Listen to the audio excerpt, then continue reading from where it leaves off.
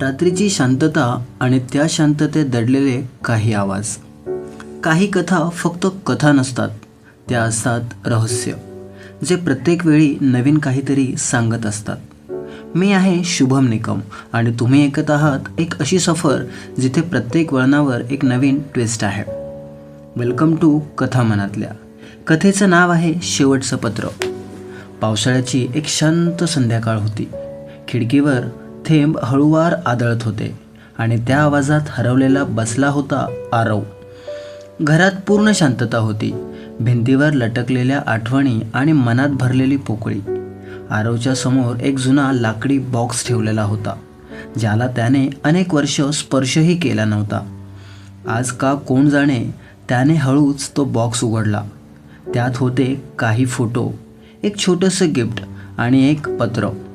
ते पत्र पाहताच आरवच्या चेहऱ्यावर एक हलकीशी स्मितरेषा उमटली, पण डोळ्यात मात्र पाणी आलं.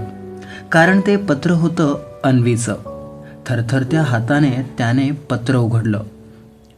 आरव, कदाचित हे माझं शेवटचं पत्र असेल. हे वाचताच त्याचा श्वास जरा जड झाला. तुझ्यापासून दूर जाणं माझ्यासाठी सोपं नव्हतं, पण काही वेळा परिस्थिती माणसाला हरवते आणि आपण फक्त पाहत राहतो. आरवच्या डोळ्यासमोर आठवणींची चित्रफित सुरू झाली. कॉलेजचा पहिला दिवस, ती पहिली भेट, अन्वीचं ते हसणं. ती खूप साधी होती, पण तिच्या हसण्यात एक वेगळीच जादू होती. हळूहळू दोघं जवळ आले. मैत्रीचं रूपांतर प्रेमात झालं. प्रेम जितकं सुंदर असतं तितकंच कधीकधी अपूर्णही राहतं. तू मला नेहमी म्हणायचास, कधी सोडून जाऊ नकोस. पण आरव, आयुष्याने मला तुझ्यापासून दूर केलं.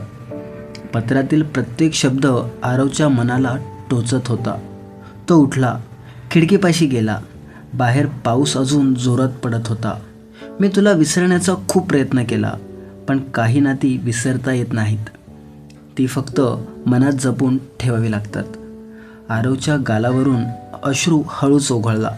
त्याने डोळे बंद केले आणि हलक्या आवाजात म्हणाला, का गेलीस तू? तेवढ्यात जोराचा वारा आला आणि पत्र त्याच्या हातातून निसटलं. पत्र खिडकीबाहेर उडून गेलं. आरव घाबरून बाहेर धावला.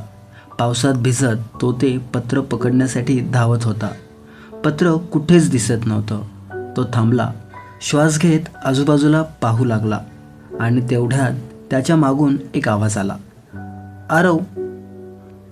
आरव हळूहळू मागे वळला आणि त्याने जे पाहिलं त्यावर त्याचा विश्वासच बसत नव्हता.